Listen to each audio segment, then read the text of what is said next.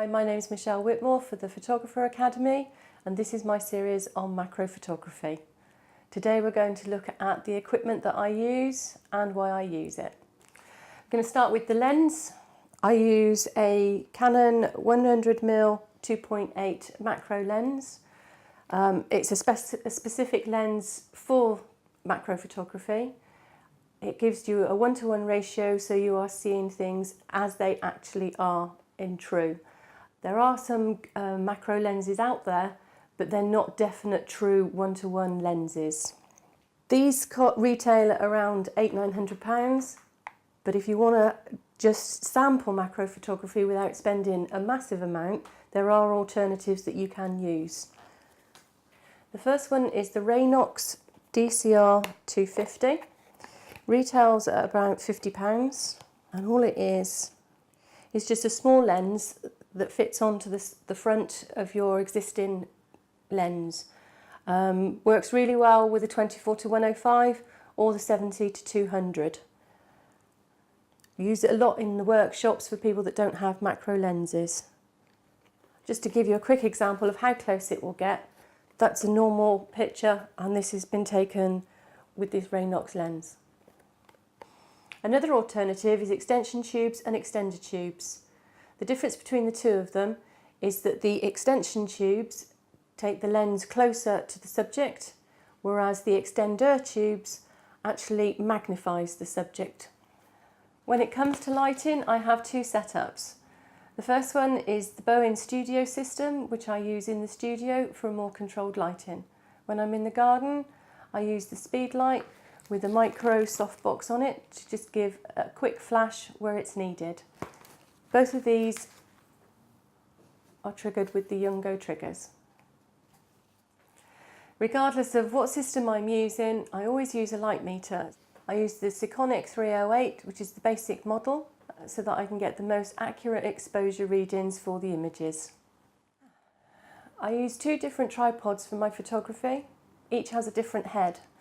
The first one is a pistol grip ball head, which I mainly use outdoors. I use this one because it's very easy and quick to manoeuvre. Insects don't sit still for very long, so I need to be able to get that shot quickly.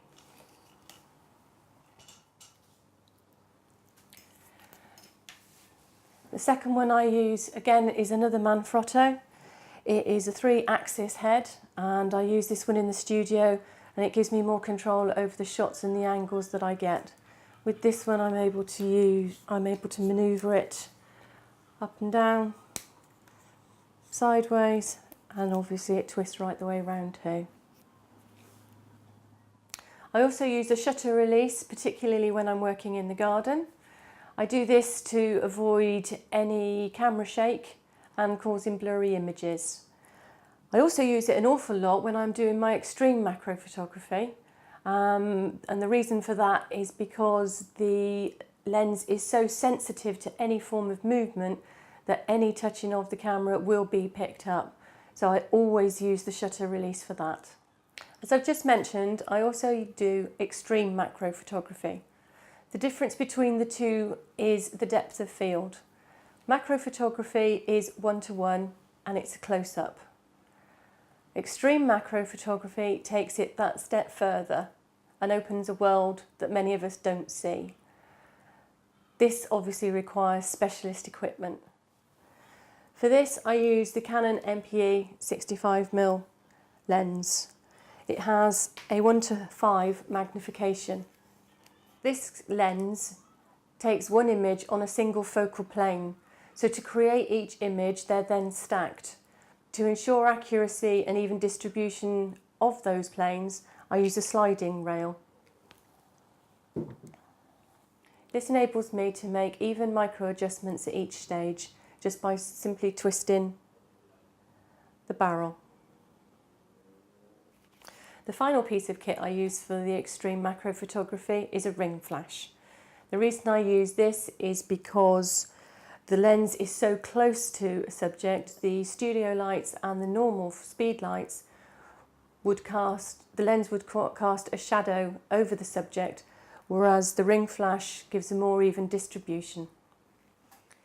Again, for those that just want to have a taster of the subject of extreme macro photography, Raynox also do a little lens. It's the MSN 202. It's a nice little lens. It does its job. It does up to ×4, unlike the MPE, which does ×5. Other pieces of equipment that I find useful are clamps. They are clamps. They're made by Wimberley, and you have a clip on one end for attaching the subjects, and then there's like a bulldog clip on the other end which can be fixed to the desk. Alternatively, it's in the garden. It can be used to move distracting background twigs out of the way. It can also be used as a third arm. It will quite happily hold a mini reflector, and it will also hold backgrounds, anything else I want to use it for. My last two pieces of equipment are various paper backgrounds. Handy if the background is absolutely rubbish or if I want to create something unusual. And the last one is my vast array of props. Rocks, twigs, lichen, grasses, mosses, seed heads, you name it, it's there. So that's the basics of my kit, and now we'll do a short demonstration on a still life subject. Right, we've now set the studio up and we're going to look at the basics of macro photography using a variety of flowers. The first subject we're going to use is a single geranium because it's a single basic flower and it'll give us a few different points to look at. As you can see, the camera and the lights are already set up, and the first thing I will do is meter each of the lights individually so that I can get my f-stop. So the first light I'm going to set is the speed light.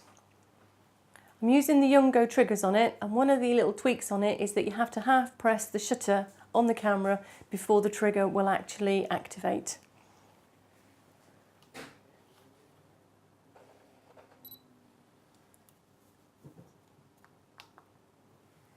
That reading is f4, so I'll be looking at my lights to read f8. So I'll switch this light off and meter this one on its own. And reset the meter and use the other trigger. And that's reading f5.69. So if I just up the meter, the reading slightly and reset. Right, so those settings give me a reading of f8, which I'll now plug into the camera.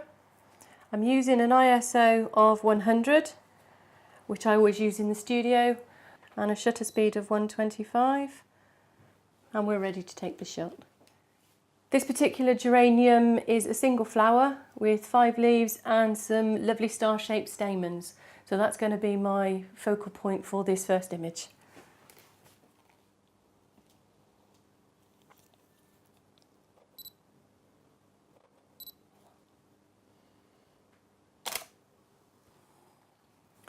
Right, I'm quite pleased with that as a floral shot, and now I'm going to go in even closer and try and pick the stamens up on their own. Yeah, what I'm trying to do is get right in close, twist it slightly.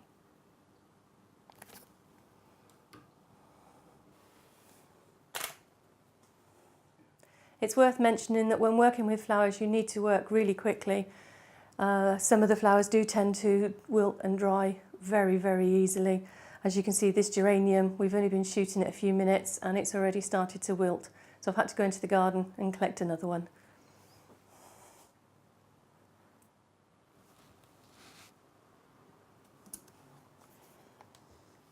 What I'm going to do is actually bring down the light a little.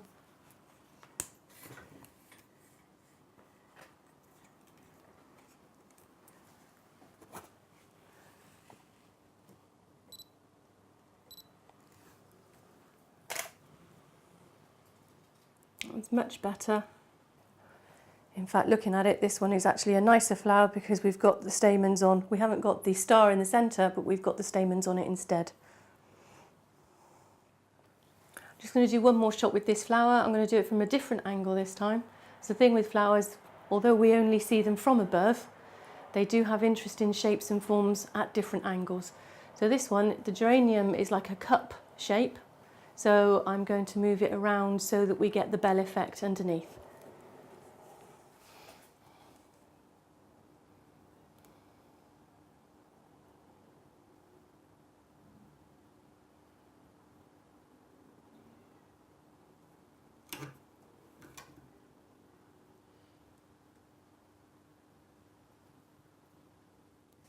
So I can see two shots with this one. So first we'll do an above shot.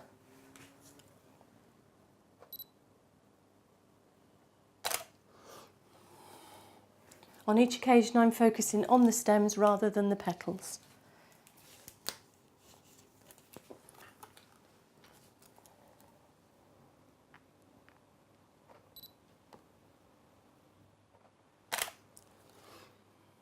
As you can see, two distinct different images from the same flower.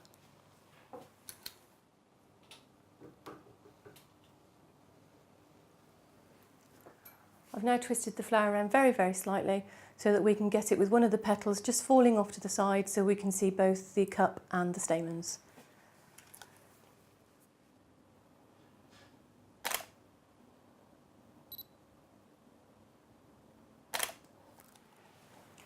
So there I've taken two images, one that focuses on the stamen and one that focuses on the petals. Lovely. Happy with that? Right, I've now switched from the geranium to a Japanese anemone. The features of this flower that I like are the fact that there's layered petals, so we can do some abstract images with this. There's also lots and lots of stamens as well as a main centerpiece. So there's lots for the macro photographer to be looking at in this particular flower.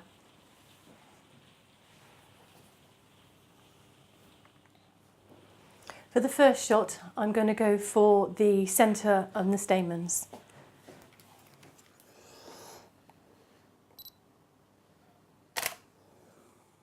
And I've made that into what I would call an abstract floral image.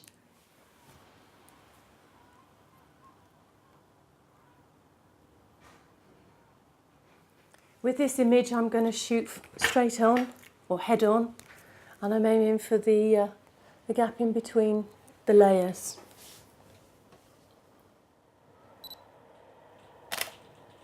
That's just a couple of examples of some of the shots that I would take. Normally I would take several more, different angles, different flower positions, and focusing on different parts of the flower itself. Occasionally I might do, say, half of the stamens, and then leave 2/3 of the background just to give it some negative space. I've now moved on to an Originum varifolium. I love these spikes on the leaves, the contrast of the flowers, and it just adds a different depth to the images.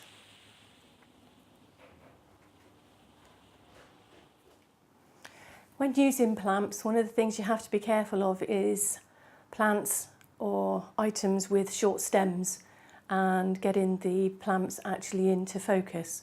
So it could either be photoshopping them out or just try and avoid them where possible.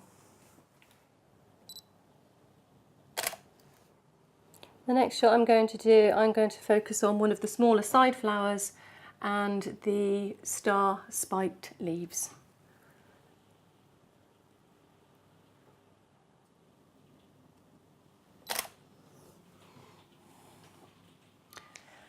And the last of the flower shots for today is a blue geranium.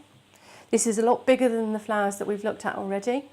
We've got a couple of subjects that we can do here. We've got the centre stamens and the small looking flowers in the middle. We've got the main flowers themselves, but we've also got the lines that are created to create abstracts with.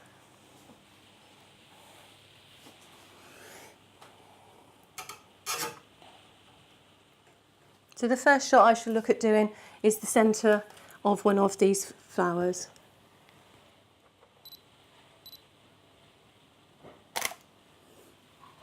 Lovely.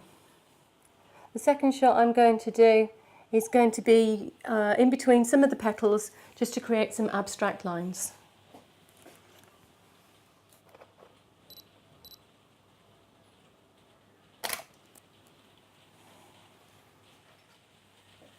Another little tool I often keep in the studio is a paintbrush. Sometimes there's stamens, the pollen has spilt onto the leaves, so I'll just use the paintbrush to brush them out, saves doing it later in Photoshop. I'm going to go really in close on this one.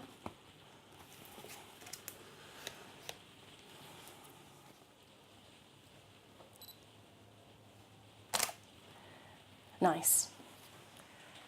So that was a basic introduction into macro photography. As you can see, I've only done a very, very short demonstration for you. So play around with the angles, change your backgrounds, change your lighting positions, and have fun with it. I've been Michelle Whitmore for Photographer Academy. Thank you for joining me. Hope to see you again soon.